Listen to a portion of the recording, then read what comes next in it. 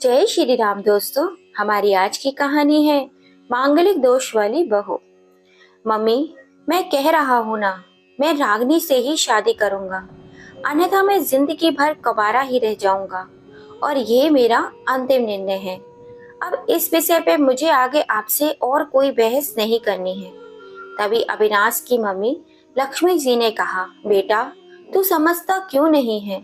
हमने तेरे सामने ही रागनी की जन्म कुंडली पंडित जी को दिखाई थी ना, और उन्होंने ही रागनी की जन्म कुंडली में मांगलिक दोष बताया है।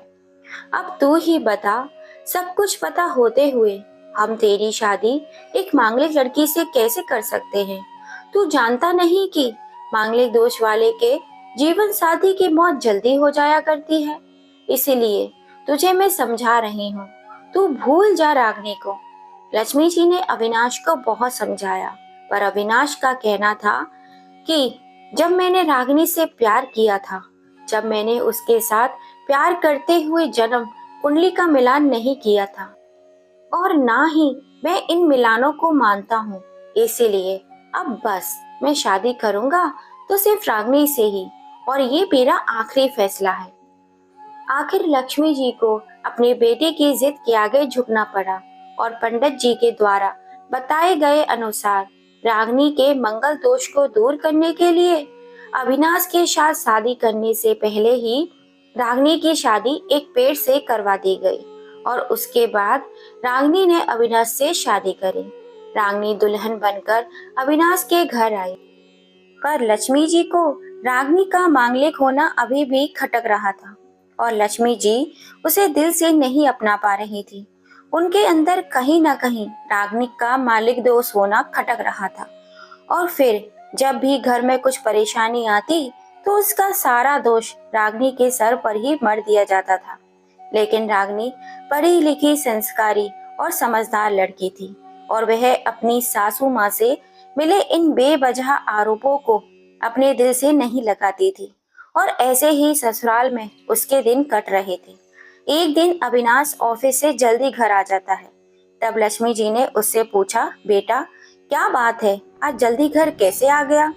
तब उसने बताया, माँ आज सुबह से ही मेरे सिर में दर्द है और बहुत कमजोरी लग रही है, इसीलिए ऑफिस में काम करने की भी हिम्मत नहीं हो रही थी मेरी। तब लक्ष्मी जी ने कहा, चल बेटा जल्दी चल, हम डॉक्टर के पास चलते हैं। तब अविनाश और लक्ष्मी जी डॉक्टर को दिखाने के लिए चले गए।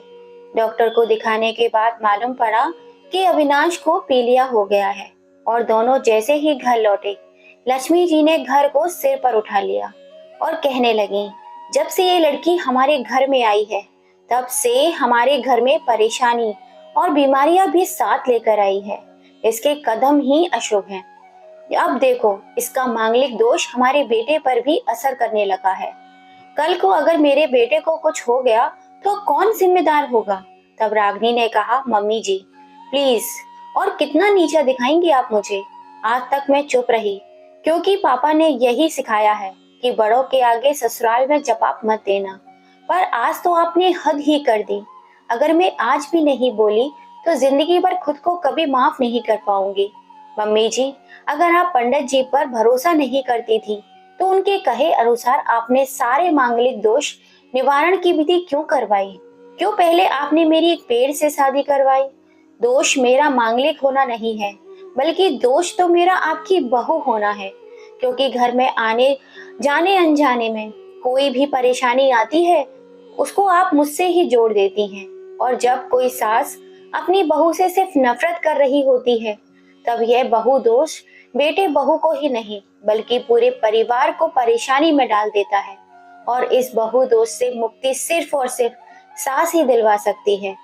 बहू को अपनी बेटी माने और उसे दिल से अपनाए, उसे भी सम्मान दें और ये महसूस कराए कि वह भी इस परिवार की सदस्य है। नहीं तो बहू दोष मांगलिक दोष से भी ज्यादा पीड़ादायक हो जाता है। रागिनी की कही हुई बातें लक्ष्मी जी के दिल को झकझोर रही थी, और उन्हें मन ही मन पछतावा भी हो रहा था। उस समय तो उन्होंने रागिनी को कुछ नहीं कहा और चुपचाप रहना ही सही समझा। थोड़े दिन बाद अविनाश बिल्कुल ठीक हो गया और ऑफिस जाने लगा, और 1 महीने बाद अविनाश की सैलरी 1 लाख से बढ़कर 1.5 लाख रुपए हो गई थी। तब अविनाश ने घर आकर अपनी कामयाबी का सारा श्रेय रागिनी को दे दिया। तो लक्ष्मी जी बोली, हाँ हाँ सही है बेटा, तू तो सारा श्रेय बहू को ही देगा। तेरी माँ का आशीर्वाद भी तो तेरी प्रगति के पीछे रहा है तेरे साथ। तो बीवी के आते ही माँ को श्रेय देना भूल गया। तब अविनाश ने कहा, माँ इस बार रागिनी का मांगलिक दोष मुझ पर और मेरी तरक्की पर लगा है। और माँ, जब हम बुरी परेशानियों का श्रेय रागिनी को देते हैं तो अच्छे कर्मों का श्रेय भी तो हम रागिनी को ही देना चाहिए। तो इसीलिए आज मेरी तरक्की का सारा श्रेय रागिनी को जाता चाहिए, अविनाश ने हंसते हुए कहा।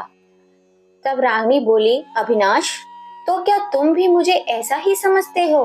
तब अविनाश ने कहा, नहीं रागिनी, बिल्कुल भी नहीं, बल्कि मैं तो माँ को ये समझाना चाह रहा हूँ कि सुख दुख हमारे जीवन का हिस्सा है और कभी जीवन में खुशियाँ आती हैं तो कभी गम आते हैं। इसके लिए परिवार के सदस्य या अपनी बहू को दोष देना उचित नहीं है। तभी लक्ष्मी जी बोली, बेटा सही कह रहा है तू, और तेरी तरक्की ही बहुत है मुझे इस झूठे दोष से बाहर निकालने के लिए। आज मैं ये कसम लेती हूँ कि आज के बाद मैं रागिनी को किसी भी बात का दोष नहीं दूंगी। यह सुनकर रागिनी आज बहुत खुश थी, क्योंकि आज उसको उसकी सास ने मांगलिक दोष के साथ साथ बहुत दोषों से भी मुक्ति दे दी थी। तो प्रिय दोस्तों, किसी का मांगलिक होना या किसी प्रकार का भी कोई दोष होना व्यक्ति के व्यक्तित्व को नहीं दर्शाता। इसलिए बहू को किसी दोष का कारण समझकर अपने घर की लक्ष्मी समझें तो ज्यादा बेहतर होगा। कहते हैं इंसान जैसी सोच रखता है उसे वैसा ही फल प्राप्त होता है। हमेशा पॉजिटिव सोचोगे तो लाइफ में सब कुछ पॉजिटिव होगा। और आपको ये कहानी कैसी लगी कमेंट करके जरूर बताइएगा, और थोड़ी सी भी पसंद आई हो तो प्लीज इसे ज्यादा से ज्यादा शेयर कीजिएगा, और अगर अभी तक सब्सक्राइब नहीं किया है तो जल्दी से कर लीजिए। फिर मिलेंगे आपसे हम ऐसे ही एक कहानी के साथ। जय श्री राम दोस्तों।